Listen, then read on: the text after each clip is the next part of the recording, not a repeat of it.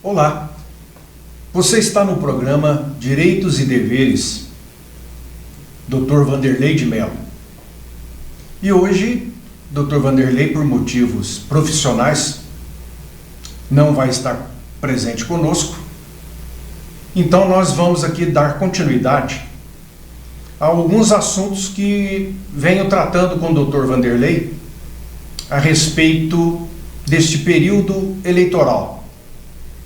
É um assunto de suma importância, porque todos sabemos das eleições que irão escolher os novos prefeitos, os novos vereadores de todo o Brasil.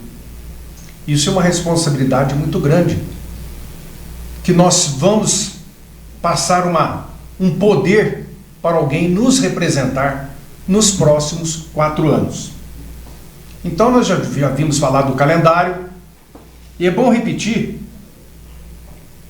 que agora no período de final de agosto, que é até o dia, eu anotei aqui, nós falamos semana passada, que até o dia 31 de agosto vai ser a coligação partidária, né? Os partidos se reúnem para dizer quem são verdadeiramente os seus candidatos.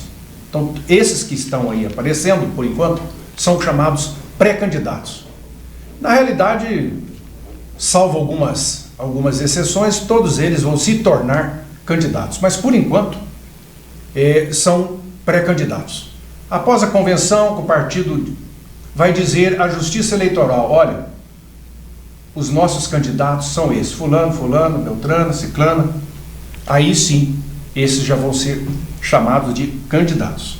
Aí, a partir do dia 26 de setembro, já vai começar, então, verdadeiramente a campanha eleitoral, com os candidatos. É onde os candidatos vão poder, então, pedir os seus votos. Por enquanto, ele poderá dizer que é um pré-candidato, e como pré-candidato, ele não pode pedir voto. Ele só vai poder pedir voto quando já estiver o nome como candidato. Nós temos acompanhados aí, através de todo o noticiário, que várias pessoas lançando aí a sua pessoa, o seu nome, como pré-candidato, já dizendo aos eleitores: olha, eu sou pré-candidato. Então, logicamente, sabemos que em breve ele então irá retornar às mídias, né? A televisão, o rádio, a rede social, que é o Facebook, o WhatsApp, pedindo o voto e expondo, né, a sua plataforma. Por que ele quer candidatar a vereador, por exemplo? O que ele pretende com isso, né? O que ele pode trazer de positivo para a sociedade? O que ele pode dizer para convencer este eleitor a votar nele? Então é o chamado período aí de campanha, né? Este ano, o período de campanha, ele vai ser muito restrito à parte da chamada rede social. Muita ênfase no Facebook e no WhatsApp. Então, essa vai ser um instrumento da aproximação do candidato com os eleitores. Devido a este período que nós estamos passando, da pandemia, desse vírus Covid-19, então o chamado corpo a corpo, ele vai ficar prejudicado. Reuniões no bairro tal, reuniões com a associação de bairro, reuniões com a turma do trabalho. Então, quando se falar em reuniões, isso aí está prejudicado. Por quê? Para não haver o risco do contágio. Então, não havendo essa aproximação, reuniões, essa aglomeração de pessoas em torno de um candidato para ouvir as suas propostas, para a visita, e esse que é muito comumente chamado de corpo a corpo, o que resta? Resta a mídia, restam as redes sociais. Então a ênfase será então Facebook, o WhatsApp, e o candidato ele deveria ter muito cuidado com o que ele vai falar, porque isso poderá incorrer num crime eleitoral. Então, o candidato ele tem que estar bem assessorado juridicamente, ter um advogado conhecedor das leis eleitoral, para que possa dar essa assessoria e ele não correr o risco de ser posteriormente ter a sua candidatura cassada ou responder algum processo na justiça eleitoral ou até fora da justiça eleitoral, uma questão de injúria, calúnia, difamação, alguma ofensa que possa dizer sobre um determinado concorrente, né? Então tem que ver com muito cuidado. Eu acho que o candidato ele deverá dizer sobre a sua pessoa e esquecer o resto. Outra coisa que a gente tem de dizer é que o voto no Brasil ainda é obrigatório. Nós temos aí as grandes democracias pelo mundo afora, o voto não é obrigatório. No Brasil ainda é. Existem aí correntes favoráveis, grande parte da população é favorável para que o voto não seja obrigatório. Ou seja, vota quem quer. Mas, enquanto isso não acontece, o voto é obrigatório. Obrigatório para aquele que tem o título de eleitor e tem de 18 a 70 anos. Este período de 18 a 70 anos é voto obrigatório. Mas sabemos que hoje, de um tempo para cá, as pessoas de 16 a 18 anos incompletos também são eleitores, se quiserem. Então, quem completa hoje 16 anos já pode procurar tirar o seu título de eleitor. E já pode votar, se quiser. Esse não é obrigatório, 16 a 18 incompleto. 18 para frente, até 70 é obrigatório. De 70 para cima, também não é obrigatório. Então, quem tem mais de 70 anos, se não quiser ir votar, não vai acontecer nada com ele. E repito, da mesma forma, aquele que é eleitor de 16 a 18 anos incompleto, também da mesma forma. Então, essa é a distinção do voto não obrigatório com o voto obrigatório. Então, é claro que a grande maioria está na faixa do voto obrigatório. E quem não votar, então? Logicamente, essa pessoa vai ficar devendo a justiça eleitoral, vamos assim dizer. Ele vai ter que depois procurar a justiça eleitoral para se justificar. Tem uma multa lá, até que não é de grande valor, para regularizar o seu título. Caso contrário, se ele assim não fizer, continuar inadimplente com a justiça eleitoral, não votou, não justificou, não fez nada, ele poderá ter, por exemplo, várias sanções. Entre elas, no caso de tirar um passaporte, concurso público, né? Tanto do âmbito municipal, estadual, federal, não poderá recursos de empréstimos em bancos oficiais. Existem várias medidas aí que exigem que a pessoa esteja quites com a justiça eleitoral. Então, é um transtorno. Ah, mas eu não vou precisar nada disso, eu não vou esquentar a cabeça com isso. Vai que uma hora precisa, e aí? Então, o melhor, o aconselhável é a pessoa ir votar. A pessoa exercer o seu direito, porque o voto, quando a gente fala voto obrigatório, caminha para uma obrigação, né? Um dever. Mas todo dever corresponde a um direito, todo direito corresponde a um dever. Então, é um direito que o cidadão tem, principalmente quando a gente vive um estado de democracia, um estado republicano, democrático, presidencialista, como é o nosso. Então, ali é dada a chance de cada um ir lá e depositar o seu voto naquela pessoa que ele está indicando como seu representante. Só que Existe também, dentro dessa obrigatoriedade da pessoa ir, dois casos interessantes. Primeiro, que a pessoa pode ir, e dentro desse voto obrigatório, e não falar, eu não quero votar em ninguém, e vota em branco. Esse voto branco, ele faz parte da urna eletrônica, faz parte das modalidades de voto. O voto pode ser válido em cima de um determinado candidato, posso votar em branco ou posso anular o voto. Vamos continuar falando do voto em branco. Esse voto em branco comumente é visto como um voto de protesto.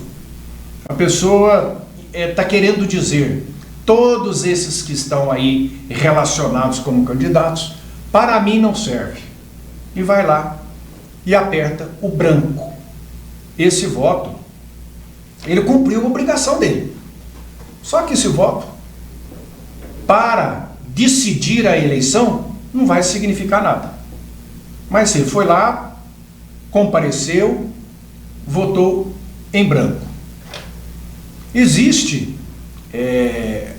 uma notícia, assim, um chamado mito, né, que hoje está muito em moda falar mito, fake news, dizendo, até pessoas em redes sociais dizendo que se mais de 50% dos eleitores que comparecerem à votação votarem em branco, anula a eleição. Terá que ter uma outra eleição com outros candidatos. Isso não é verdade. Então se prepare que você vai ouvir isso aí. Isso não é verdade. O voto em branco, seja em que proporção for, ele não anula eleição. Então, as pessoas têm que saber que o voto em branco não é considerado válido para a contagem. É válido para a pessoa que compareceu, no sentido de que cumpriu o seu dever de eleger ou não, seu direito de eleger ou não um determinado candidato. Mas a pessoa foi e cumpriu, mesmo não escolhendo ninguém. Foi lá e cumpriu. Então esse voto em branco, ele não vai entrar depois nos chamados votos válidos. Da mesma forma, o chamado voto nulo. Como é que se faz o voto nulo? Na hora de colocar o número de um candidato no teclado, a pessoa coloca um número que não existe e aperta o confirma. Aí, como aquele número que ele apertou não é de candidato nenhum, ele foi lá e colocou 00,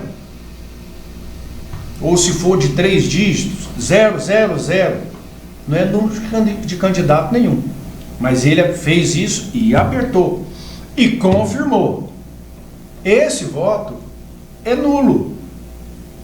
É nulo.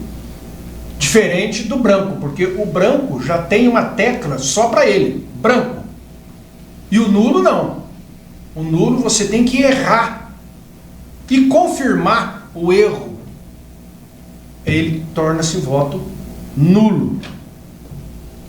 A sua obrigação de ter comparecido e exercido ali o seu direito e dever de eleitor, está tranquilo. Mas o voto, da mesma forma do voto branco, esse voto nulo não vai valer absolutamente nada. Nós vamos aqui para um breve intervalo, e já que a gente retorna, para continuar falando ainda de voto branco, voto nulo, voto obrigatório, facultativo, já já.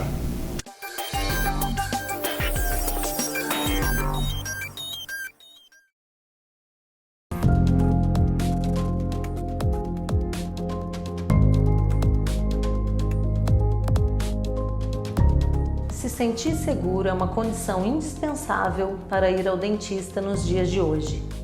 Acabamos de acrescentar mais uma medida de proteção aos nossos ambientes internos. O robô de desinfecção por meio do uso da radiação ultravioleta.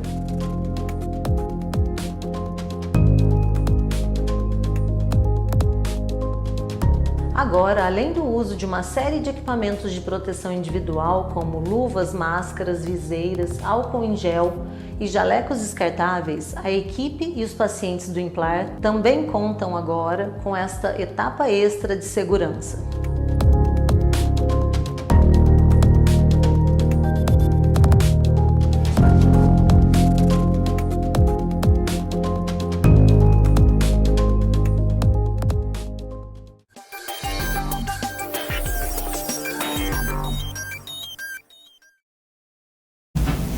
Ok? O Lucas, nós temos aí aquela parte da doutora Luciana, por favor. Isso.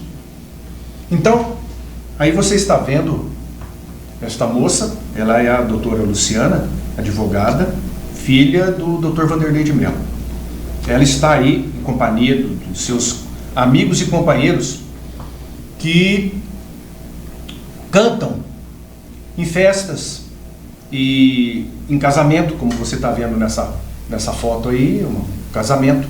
Então você que vai se casar, ou alguma outra festa, uma festa de noivado, batizado, e você pode contratá-la através do telefone que você está vendo aí, que é o 99967-6276, doutora Luciana, ok? Bom, nós vamos voltando aqui falando sobre o voto. Então, no primeiro bloco, nós dissemos aí do voto em branco e do voto nulo. Antigamente, né, não tão antigamente assim, mas muitos dos eleitores, dos telespectadores lembram disso. O voto era no papel. Então, como é que você votava em branco? Você pegava o papel de votação, ia lá na cabine e não escrevia nada. Dobrava, vinha, punha dentro da urna. Branco. E como é que é hoje? Hoje vai lá na cabine, lá na maquininha, que é a urna eletrônica, tem lá o teclado, voto branco. Aperta ele, confirma.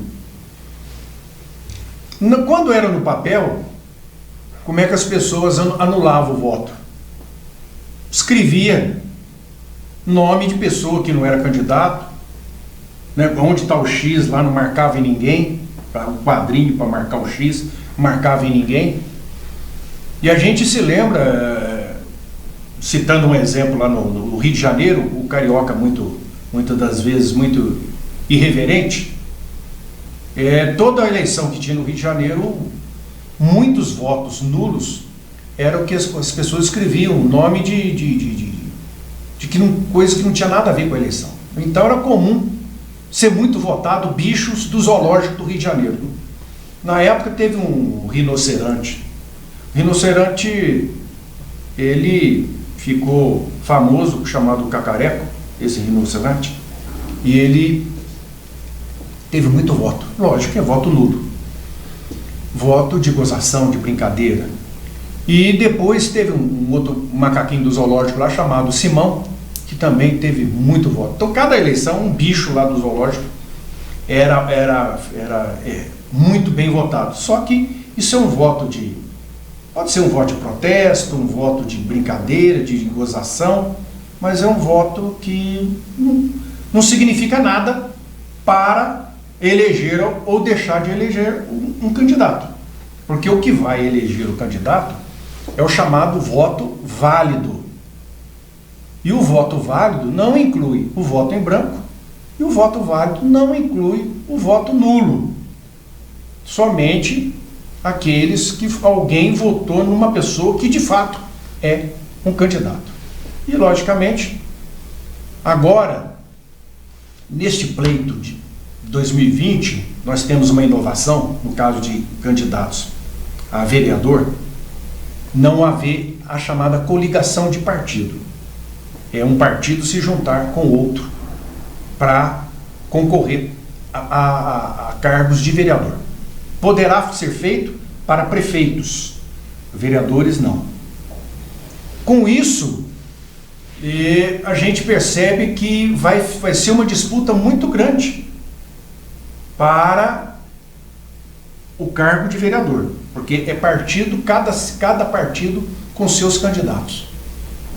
E isso é uma maneira que a Justiça Eleitoral está encontrando para botar em prática uma coisa chamada cláusula de barreira, porque os pequenos partidos, os partidos que sempre tiveram poucos votos e que naquela mistura que fazia de coligação acabava colocando algum vereador na Câmara, agora não vai conseguir mais.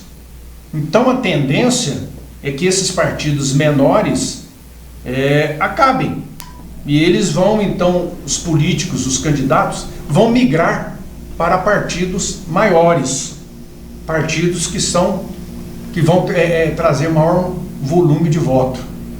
Então, essa inovação, nós vamos só saber o resultado, se isso mesmo compensa ou não, após o pleito eleitoral, depois do resultado. Eu acredito que aquele chamado voto proporcional, que um candidato que tinha pouco voto conseguia entrar, agora vai acabar com isso.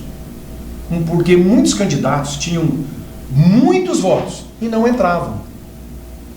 Então, agora não. Agora é quem, no caso de 15 vagas, são os 15 mais votados. Então, essa inovação traz uma modificação muito importante e que eu acredito que no futuro que seria bom que se fizesse também para prefeito, presidente, governador, para todos os cargos. Cada partido lança o seu e acabou, não tem nada que ficar coligando com o outro. Porque a gente sabe que no caso do executivo, os vereadores, sabemos, é legislativo. Prefeito, vice-prefeito, governador, vice-governador, presidente, vice-presidente, executivo. No caso de executivo, que pode coligar, juntar um partido, ou mais aquele para apoiar um determinado candidato, depois a fatura chega. Por quê? Porque aqueles partidos que fizeram parte da coligação vão querer participação naquele governo. Uma secretaria, ministério, cargos de primeiro escalão, de segundo escalão, de terceiro escalão. Então, amarra o ganhador, porque ele não vai estar 100% livre de escolha de toda a sua equipe, de todos os seus escalões, porque ele já tem um compromisso de apoio. Nós te apoiamos, mas queremos a contrapartida. Isso é inegável. É inegável. E aquele que resolver romper com isso, logicamente vai ficar ingovernável. Um prefeito, um governador, um presidente, que romper com a coligação, aceitar a coligação na época da campanha, e depois que se eleger, dar banana para aqueles que o apoiaram na coligação e falar, não, só vai eu com quem eu quiser, só com quem... Aí ele não vai ter a chamada governabilidade, porque vai vir chumbo de tudo quanto é lado. Então, é muito perigoso o prefeito, o governador e o presidente acabam coligando com muitos partidos e depois ele não tem uma total liberdade de ação, porque ele deve favores, né, em decorrência do apoio recebido. Agora, como eu disse, aqui no caso de vereador, agora está diferente. Cada partido vai lançar o seu candidato. É bom que se diga também que nós falamos do voto em branco, do voto nulo, do voto válido. E tem aquele que não foi votar. Não foi votar por um motivo que estava viajando, no dia não estava na cidade onde é eleitor, na sua zona eleitoral. Como é que procede? Pode chegar no cartório eleitoral e fazer a justificação, a justificativa. Pode se dirigir a uma sessão eleitoral. Sempre os cartórios deixam sessões eleitorais para que a pessoa possa procurar. Então ele chega ali e ali ele vai dizer que não está lá na sua cidade votando por motivo de viagem, mas que compareceu naquela cidade, mesmo ele não sendo eleitor, foi lá no cartório eleitoral e justificou. Ele então não vai receber nenhuma penalidade, não vai pagar multa por esse fato. Então isso é chamada justificativa. Ou então, logo após passar as eleições, ele voltando à sua cidade, se ele não fez na cidade onde ele se encontrava, ele procura o cartório eleitoral e providencia a sua regularização. E aquele outro que não foi a parte alguma, que continuou na cidade e que não foi votar, também a mesma coisa. Logo após que passar o período, ele procura o cartório eleitoral e vai justificar e vai pagar a multa. Nesse caso aí, vai pagar uma multa que é de pequeno valor.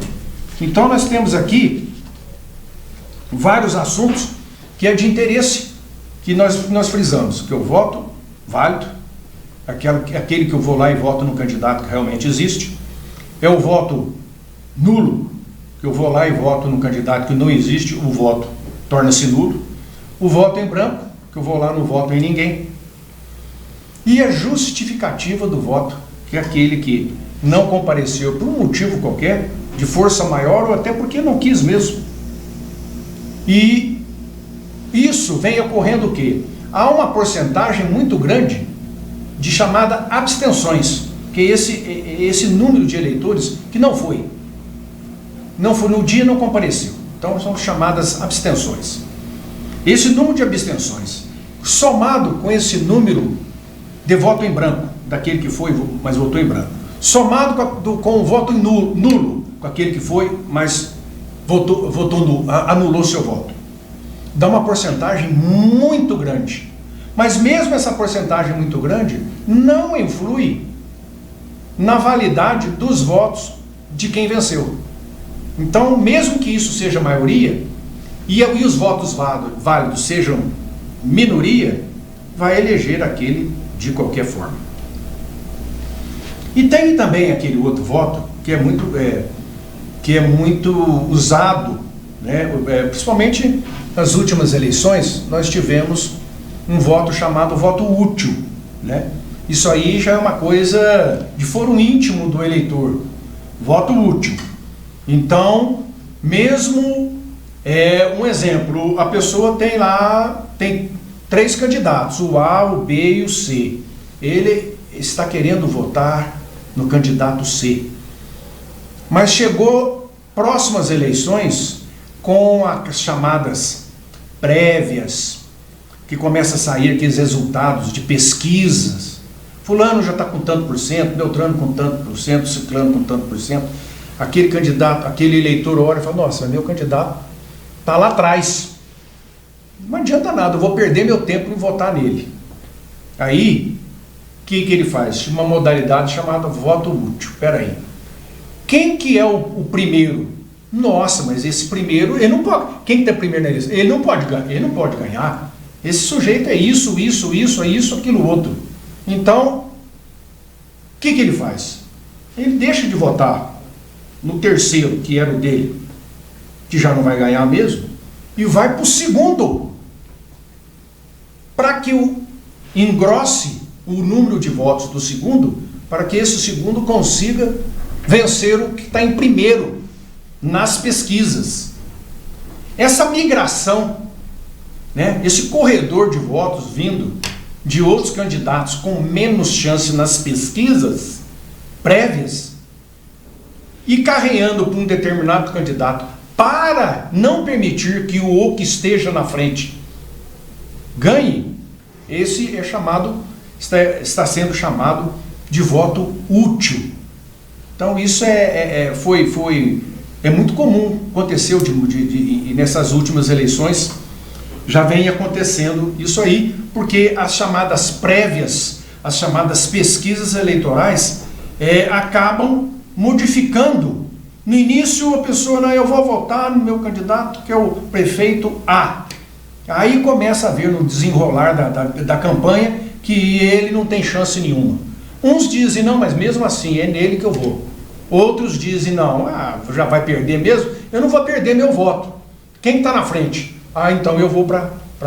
Então esse negócio de pesquisa tende a influenciar na disposição de voto do eleitor.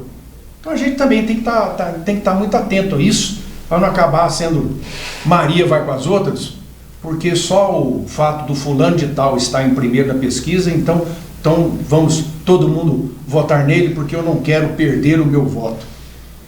Isso aí tudo tem que ser estudado, o voto é democrático, é um direito que a pessoa tem. Se ele quiser, eu vou votar no candidato C, mas ele está muito mal na pesquisa, então eu prefiro ir para o B, quem sabe ele vence. Ou então ajudar a manter a frente do candidato A que está na frente. Então isso é mais umas dicas. No próximo programa a gente volta a conversar sobre justiça eleitoral, campanha das eleições agora de 2020. Agradecemos aí a sua paciência, a sua audiência e até a próxima, se Deus quiser.